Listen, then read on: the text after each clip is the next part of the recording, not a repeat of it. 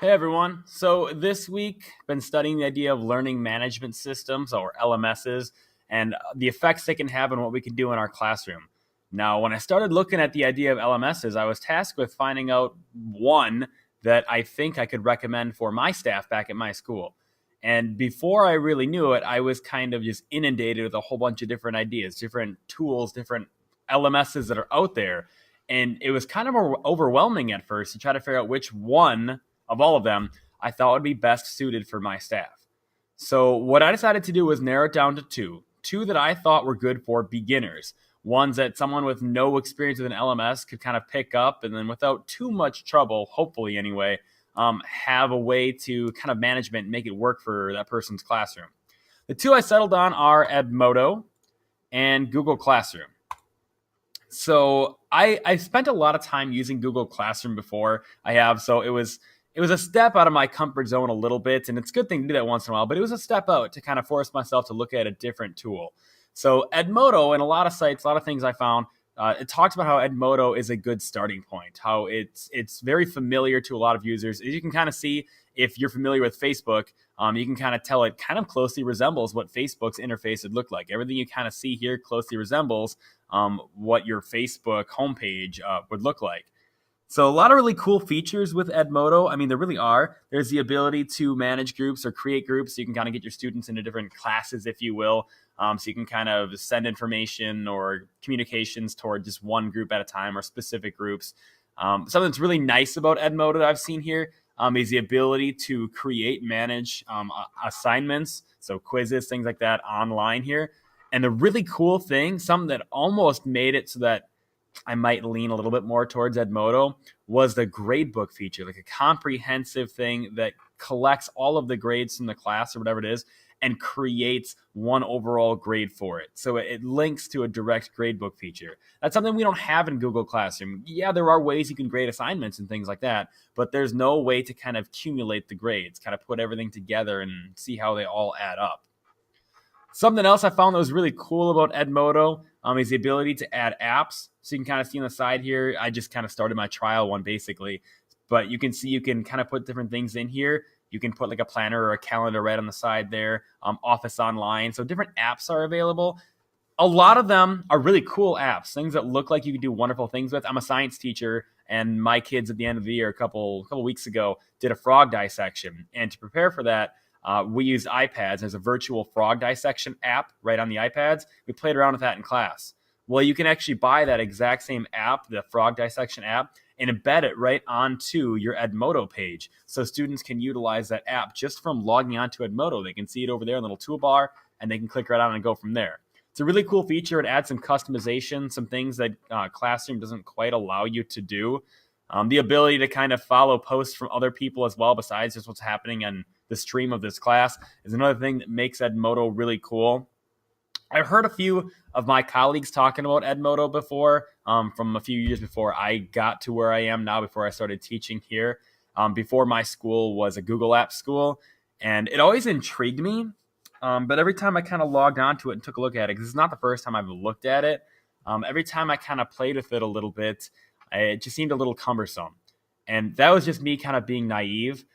It actually is a lot easier to use than I thought it was going to be. Like I said, the layout that closely resembles Facebook is really, really nice because a lot of things we're used to seeing. It makes things kind of easy to navigate.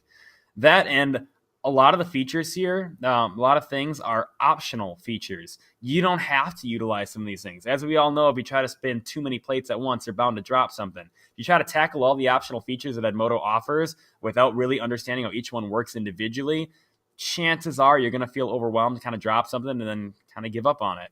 I'm guilty of that myself as well. So Edmodo is a really cool tool. It seems like it could have significant benefits when used within the classroom, and I do recommend it as a tool, as an LMS. I think that someone who has not utilized an LMS before could find great success with this, given, as we do with everything else we see in education, given enough time to kind of play around with it, to see what's going on and get used to using it. It could be great. It's a nice, easy to use, kind of familiar looking LMS that will allow you to kind of connect with your students a bit more and kind of extend the learning outside of the classroom, which is a great thing. The second one I looked at a bit more one I've spent a lot of time using, one that I might honestly be slightly biased toward because I do love everything Google, but it is Google Classroom.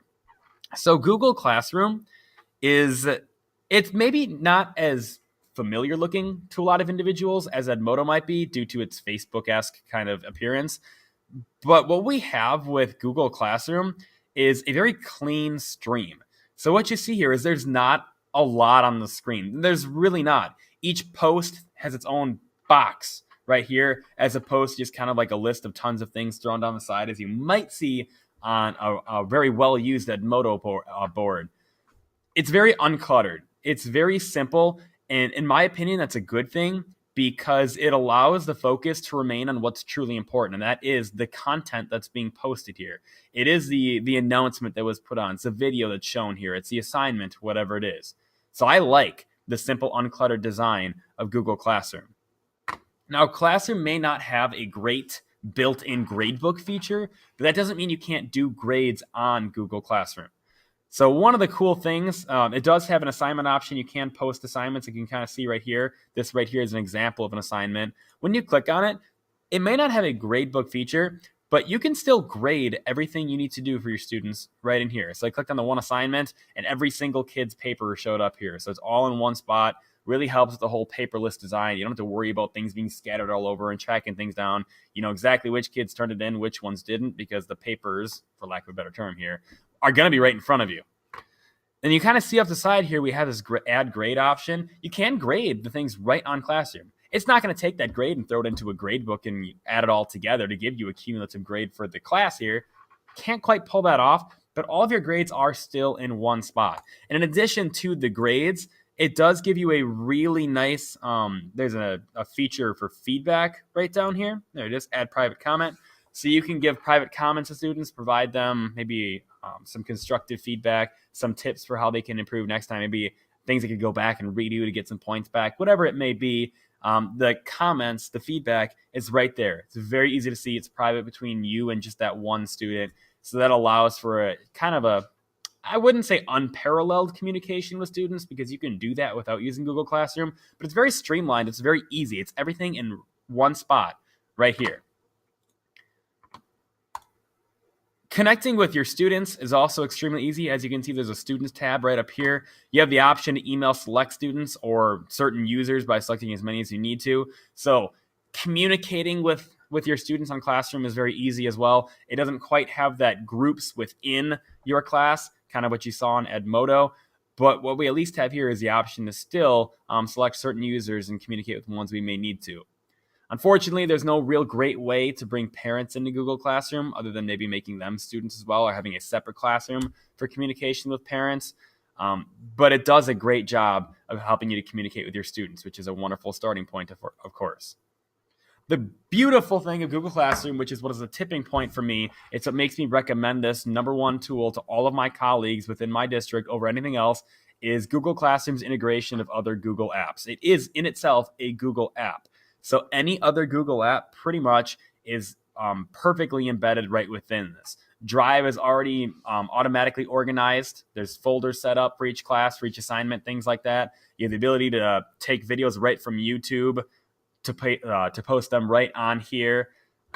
Pretty much anything you need to worry about doing with Google is here. And to put it kind of bluntly, Google does a lot of stuff nowadays. It's capable of doing a ton of wonderful things for the classroom. So though it may not have the ability to embed different apps such as you saw in Edmodo, it does help you to get, at least for a GAFE district, Google Apps district like I am, it allows you to take the things you would do anyway on a daily basis and keep it all in one great spot, well organized here on Google Classroom. So to sum up, both of these tools are wonderful LMSs. They both are. Edmodo has great opportunities for any starting teacher or any teacher starting with an LMS, I should say. It's not overwhelming in what it offers. It's not unmanageable. A lot of users, like I said, probably recognize what we see there. It's a good one. It really is. But being a school or being a district that utilizes Google Apps, such as my district, Google Classroom, I feel, is the better starting point. That's not to say it's necessarily the better tool overall, but I do believe it is the better starting point because it keeps things very simple to what's important to what we already have. Just the Google apps are easy to see.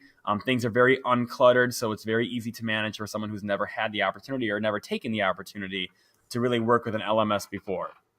So overall, I'm going to give my 2 thumbs up to Google Classroom as an LMS of choice. Hopefully you get an opportunity to take this and kind of use it to extend learning in your classroom. It's a great tool. It can really help you to change the way things are in your classroom. Students can access it from anywhere, so it kind of makes it so the door, when they walk out at the end of the day, does not necessarily mean the end of their learning, because they can take it everywhere with you on their personal devices. Thanks for watching. Hopefully you get a chance to check out Google Classroom or Edmodo. They're both pretty great, and hopefully this helps you. Good luck.